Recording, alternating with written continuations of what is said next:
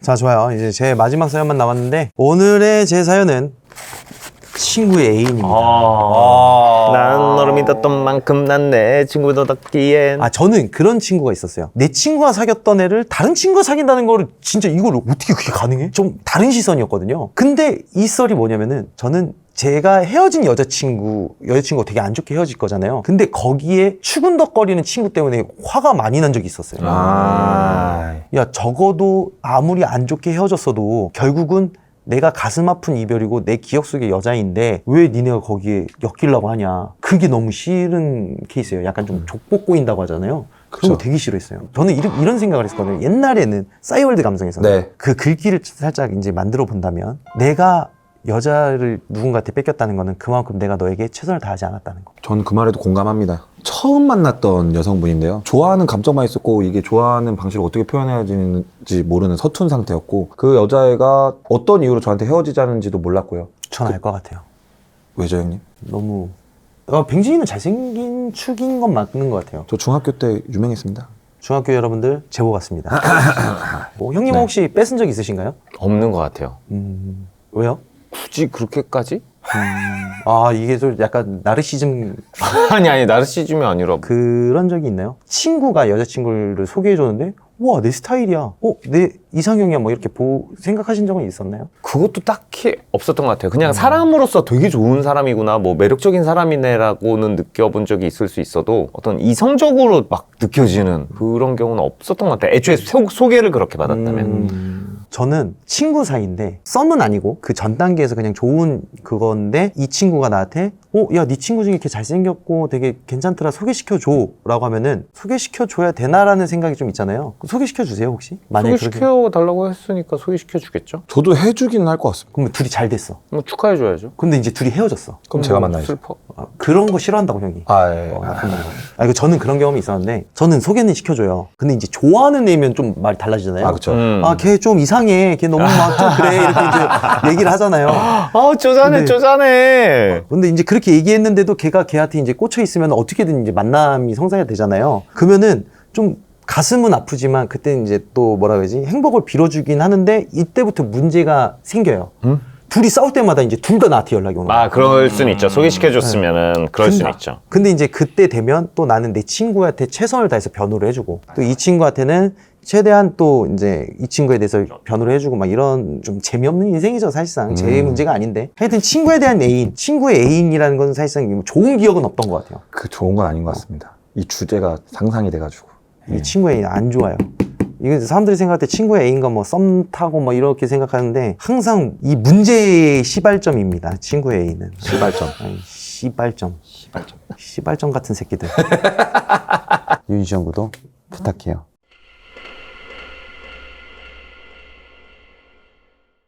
자, 그래요. 오늘 제가 소개해드릴 사연은 친구의 애인입니다. 때는 한 10여 년 전 일입니다. 군대를 제대하고 막 복학했을 때 먼저 살갑게 다가와준 친구 녀석 하나가 있었어요. 저는 숫기가 없는 편이라 이 친구의 활발한 성격이 늘 부러웠죠. 그렇게 대학을 졸업하고 취직을 해서도 저희는 꽤 자주 만나며 친하게 지냈습니다. 재밌는 성격에 호감 가는 얼굴이라 인기도 많았고 딱히 연애에 관심이 없다고 했었죠. 그렇다 보니 늘 만나면 당구장, PC방, 술집 이런 코스였어요. 그런데 어느 날부터인가 이 녀석이 연락이 뜸한 겁니다. 툭 하면 퇴근하고 한잔하자, 게임하자, 영화 보러 가자 하는 사람이었는데 메시지를 보내도 답이 없고 전화도 잘 받지 않는 거예요. 처음엔 나한테 화가 난 것이 있나 싶을 정도였습니다. 하지만 또 어쩌다 전화를 받으면 그렇게 반가울 수가 없었어요. 도대체 뭐지? 이해가 가진 않았죠. 저도 슬슬 먼저 연락하기를 포기를 했을 때쯤 친구 녀석한테 전화가 왔습니다. 오랜만에 한잔하자고. 근데 하필 그날은 저희 팀 회식이라 나갈 수가 없었죠. 친구와는 며칠 뒤에 다시 약속을 잡아 만났습니다. 오랜만에 만난 친구는 살이 좀 빠진 모습이었어요. 그리고 언제나 그랬듯 활발했고 행복해 보였습니다. 코가 삐뚤어질 때까지 마시기로 한 저희 둘은 술집을 돌아다니며 마시다 저희 집으로 자리를 옮기기로 했습니다. 혼자 산 지 오래되어 술을 마시다 뻗어 자기 좋아 종종 저희 집에서 막차를 타곤 했죠. 컵라면과 과자를 펼쳐놓고 술 한 병을 더 비웠을 때쯤일까 친구가 대뜸 고백할 게 있다더군요. 그러더니 사실 그동안 연락이 뜸했던 이유가 연애를 시작했다는 겁니다. 저는 배신자라 놀리면서도 축하해줬습니다. 이 녀석이 누군가를 진심으로 좋아하는 걸 처음 봤기 때문이죠. 술 때문에 빨개진 건지 여자친구를 생각만 해도 좋아서 빨개진 건지 빨갛게 물든 얼굴이 정말 행복해 보였습니다. 예쁘냐? 그렇게 좋아? 아이 그만 웃어 임마. 제 놀림에도 친구 녀석은 그저 순하게 헤헤 웃을 뿐이었어요.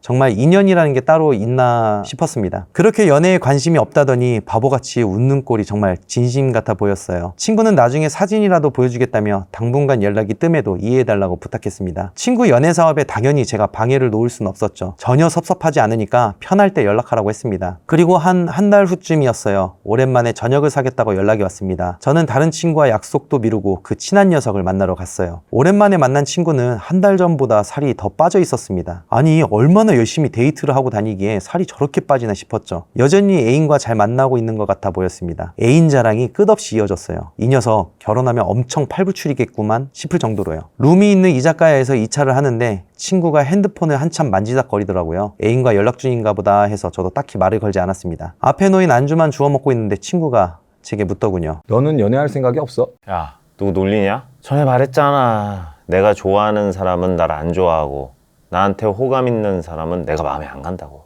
이 연애라는 게 참 쉽지가 않아요. 내 여자친구 보여줄까? 아, 진짜 누구 놀리냐? 당장 보여줘. 말장난을 하며 손을 내밀자 친구가 자신의 핸드폰을 제게 건네주었습니다. 친구의 핸드폰은 사진첩이 켜져 있었어요. 화면을 바라보자 친구가 활짝 웃으며 찍힌 사진이 보였습니다. 하지만 화면은 친구 혼자였어요. 뭐?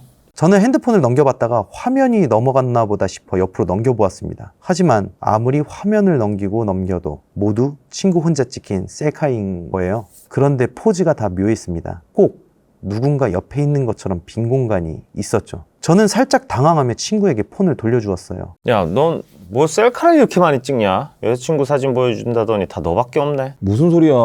나 사진 잘 안 찍는 거 알잖아. 말 돌리지 말고. 야, 내 여자친구 이쁘지? 저는 정말 이해가 가질 않았습니다. 사진첩에서 여자 사진은 하나도 못 봤는데 여자친구라니? 그렇다고 해서 친구의 표정이 절 놀리거나 장난치는 것으로 보이진 않았어요. 다시 자기 폰을 내려다보며 사진첩을 둘러보는데 그 얼굴이 매우 행복해 보이고 진심처럼 보였습니다. 혹시 내 친구가 병에 걸렸나? 당황스러워 등에 땀이 다 나더군요. 그날은 대충 둘러대며 헤어졌습니다. 대신 나중에 꼭 데리고 나오라고 신신당부를 했어요. 친구는 왜 보여줘야 하냐며 순간 정색을 했지만 재수 씨한테 너 잘 부탁한다고 밥 한번 사려고 그래 라는 제 말에 금세 마음이 풀려 웃으며 돌아갔습니다. 그러고는 또 한참 친구에게서 연락이 없었습니다. 저는 예전과는 다르게 친구가 걱정되어 여러 번 전화를 걸어보았지만 친구에게서 돌아오는 답은 없었어요. 에이 별일 없겠지. 애써 잊고 지내고 있는데 퇴근 전 친구에게 문자가 왔습니다. 회사 앞인데 잠시 얼굴 볼 수 있냐고요. 저는 친구와 자주 만났던 술집에서 만나기로 했어요. 친구는 피곤해 짙은 얼굴로 저를 반겼습니다. 저도 모르게 너 괜찮아? 라는 말이 먼저 나왔어요. 괜찮다며 술을 따르는 얼굴은 전혀 괜찮아 보이지 않았습니다. 사실 말이야. 여자친구가 갈수록 나한테 너무 집착해. 집착? 오늘도 겨우 나왔어. 야, 나 회사도 잘렸어. 하도 결근해가지고. 뭐? 헤어질 수는 없고 이럴 때 어떻게 하냐. 너한테만 말하는 거지만 나 진짜 너무 힘들다 지금. 그 성실하던 녀석이 회사에서 잘릴 정도라니 들으면서도 기가 차더군요. 친구의 여자친구를 제대로 마주한 적이 없으니 뭐라 답할지도 모르겠고 한참 둘이서 술만 마셨습니다. 그런데 그때 친구의 폰이 울렸어요. 내 여보라는 글자와 빨간 하트 모양의 화면에 떴습니다. 친구가 전화를 받으려는데 술 기운 때문이었을까요? 저도 모르게 친구에게서 핸드폰을 빼앗아 제가 받고 말았어요. 여보세요? 아, 저 승준이 친구 서훈이라고 합니다. 여보세요? 아, 여기 전파가 잘 안 터지나 봐요. 잘 안 들리네요. 여보세요? 또다시 이상한 전파음이 들리더니 전화가 뚝 끊겼어요. 친구는 어차피 곧 다시 전화가 올 거라며 손을 내저었습니다. 그 모습이 꼭 어딘가 질린 것처럼 보였죠. 술을 몇 잔 들이켰을 때 정말 다시 전화가 걸려왔습니다. 이번에는 친구가 빠르게 전화를 받았어요. 그 친구는 계속 잘못했어. 미안해.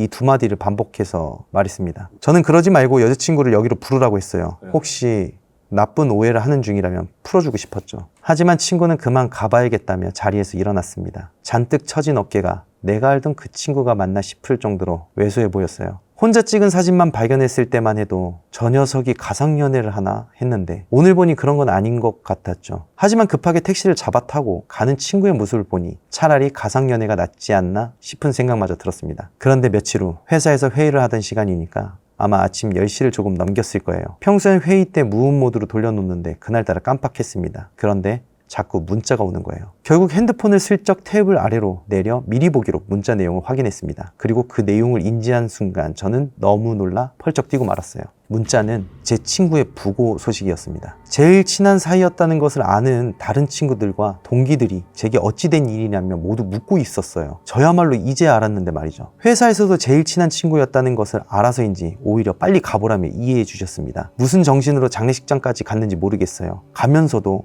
장난이겠지 싶었습니다. 하지만 장례식장에 도착하니 이미 몇 명의 친구들이 울며 서 있었고 안에 들어가니 익숙한 내 친구 얼굴이 영정사진으로 맞이하더군요. 그제야 실감이 나며 눈물이 왈칵 터졌습니다. 더 믿을 수 없는 것은 제 친구의 사인을 알 수 없다는 것이었어요.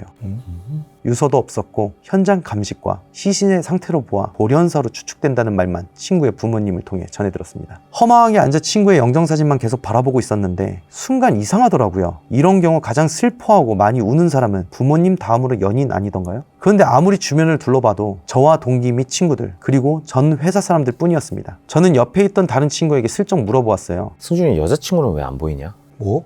승준이한테 여자친구가 있었어? 꽤 됐는데? 며칠 전에도 나 만났을 때 여자친구가 불러서 집에 일찍 들어갔거든. 그래? 난 처음 듣는 소린데? 너한테만 소개해준 거 아니야? 아니야, 나도 얼굴은 못 봤어. 그냥 얘기만 들었지. 승준이 폰 확인해봐. 비번 걸려 있어가지고 소용없으려나? 친구의 부모님께 부탁하여 여러 번 핸드폰은 역시나 잠겨 있었습니다. 배경화면은 여전히 한 공간이 텅 빈 친구의 셀카였고요. 활짝 웃고 있는 친구의 얼굴을 보니 또다시 울음이 왈칵 터졌습니다. 제 청춘의 전부를 함께했던 친구를 전 그렇게 떠나보내야 했습니다. 여자친구는 끝끝내 소개받지 못한 채로요. 그렇게 애써 슬픔을 묻으며 일을 마치고 집에 돌아올 때였습니다. 몸이 바쁘면 잡생각이 사라지는 것 같아 일을 몰아 했더니 피곤이 몰려왔습니다. 대충 샤워를 마치고 나와 맥주 한 캔만 마시고 자려고 TV를 틀었는데 소파 앞 테이블 위에 두었던 핸드폰에서 띵 SNS 메시지 알림이 울렸습니다. 그런데 도무지 믿을 수 없었어요. 죽은 제 친구로부터 온 메시지였거든요. 어? 저는 너무 무서워져 바로 깔아두었던 모든 SNS를 탈퇴하고 핸드폰을 껐습니다. 그리고 다음날 바로 핸드폰과 전화번호도 바꾸었고요. 친구에게 온 메시지 내용은 서훈아, 내 여자친구가 이제 너 소개시켜달래. 괜찮지? 저는 사실 아직도 무서워요. 누군가의 장난이라기엔 너무 악질 아닌가요? 그리고 아무도 모르는 친구의 비밀번호를 누가 알아내 이런 장난을 친단 말입니까? 죽은 사람이 메시지를 보낼 리는 없지만 너무 두렵습니다. 저는 어떻게 해야 할까요? 요즘 전화를 받으면 가끔씩 승준이의 여자친구와 통화했을 때처럼 지지직 소리를 듣곤 합니다. 저도 이러다 제 친구처럼 누군가에게 홀리는 것은 아니겠죠?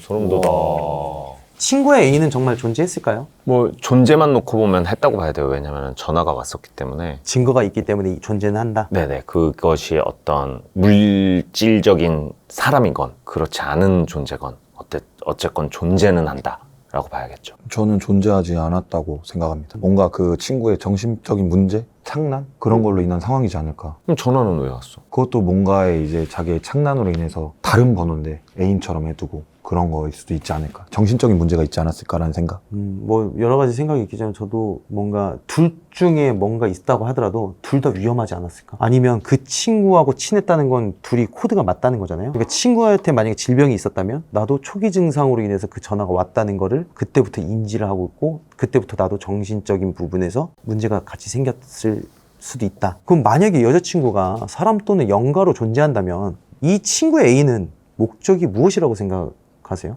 뭐 사랑받는 거겠죠. 독점하는 거겠죠. 평범한 연애는 아닌 것 같습니다. 그냥 이 여자가 평범한, 진짜 실제로 존재한다고 해도 평범한 여자가 아니고 목적성이 있는 좀 안 좋은 쪽으로. 좀 이런 식으로만 본다고 하면 인간의 가장 치명적인 질병은 사랑이라는 말도 맞는 말이겠네요. 잘못된 사랑이 그죠. 건강하지 못한 사랑이 가장 치명적이죠. 그러면 이 친구의 죽음을 봤을 때 네. 돌연사 맞을까요? 그 뭔가 지병을 앓고 있지 않았을까 자신이 모르는 좀 현실적인 생각이 좀 듭니다. 살이 점점 빠진다고 했잖아요. 그래서 네. 약간 좀 새끼하고 좀 비슷한 패턴인가요? 네네 패턴이라고 저는 생각을 했고요. 그러면 이제 사연자에게 친구 애인이 그러니까 친구 애인이라고 하는 그것에 대한 존재가 나타날 확률은 있을까요? 저는 이제 형님의 그 의견을 듣고서 딱 떠오른 건데 저는 나타날 확률이 50%까지는 평생 같이 이렇게 친하게 지냈던 친구라고 하고 가치관도 맞았을 거고 정신적인 것도 많이 맞았을 것 같아서 정신적인 문제라고 하면은 그 친구에게도 그 똑같은 현상이 일어날 수 있을 거라는 생각이 좀 듭니다. 저는 꽤 높다고 생각하는데 왜냐면은 일단 그쪽에서 컨택이 오고 있는 건 맞거든요. 제 생각엔 친구를 너무 아끼는 나머지 안 좋은 쪽의 호기심이 발동할 가능성이 너무 크다고 생각해요. 그러니까는 친구의 억울함 혹은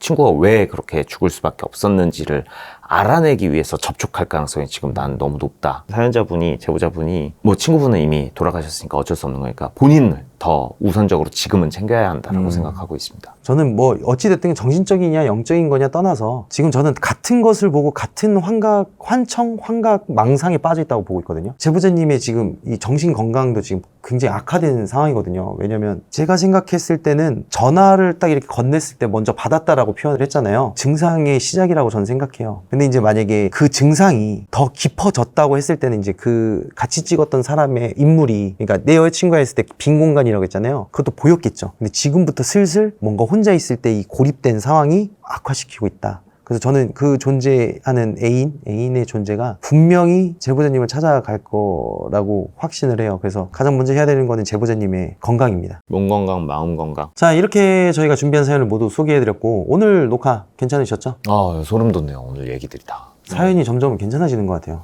네. 윤시원의 공포라디오. 여러분의 사연을 언제나 늘 기다리고 있습니다. 바로 하단에 이메일 주소로 여러분이 겪었던 일들 중 가장 미스테리했거나 가장 무서웠던 이야기를 적어 연락처와 함께 보내주신다면 저희가 연락을 드리고 사연을 읽어드리도록 하겠습니다. 사연을 저희가 이렇게 대신 읽어드리기도 하지만 매주 토요일 밤 10시에는 시청자분들과 직접 참여하고 소개하며 소통하는 자리도 있으니까요. 편한 방식을 선택해서 사연을 보내주시면 감사하겠습니다. 그럼 윤시원의 공포라디오 이쯤에서 마무리하고 다음 주에 또 인사드리도록 하겠습니다. 감사합니다. 감사합니다.